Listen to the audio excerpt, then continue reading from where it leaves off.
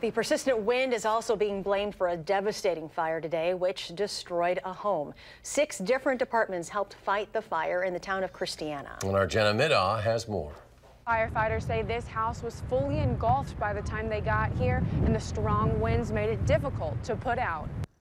High wind warnings are a nightmare for firefighters. That makes it very difficult. They're a lot more likely to spread quickly, which kept crews busy throughout the day. This is our 3rd call of the morning. After putting out a shed fire and responding to a smoke alarm, it was all hands on deck to douse these flames. We were lucky enough we had a good response from the Cambridge Volunteer Fire Department.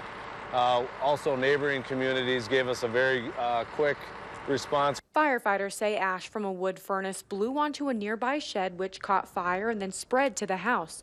Crews say the location of the house made it difficult to fight the fire. We're up on top of a hill here, so the wind is even stronger. Yeah, I mean, all it does is it fuels the fire even more. And they had to make sure they weren't caught up in the blowing smoke. We also had to position our rigs away from where the smoke and fire was going.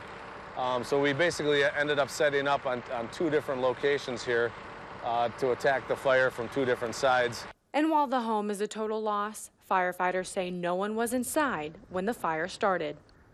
The wind kept the firefighters busy as they battled both the fire and the elements. In the town of Christiana, Jenna Middaugh, WISC News 3. Crews estimate there was about $165,000 worth of damage.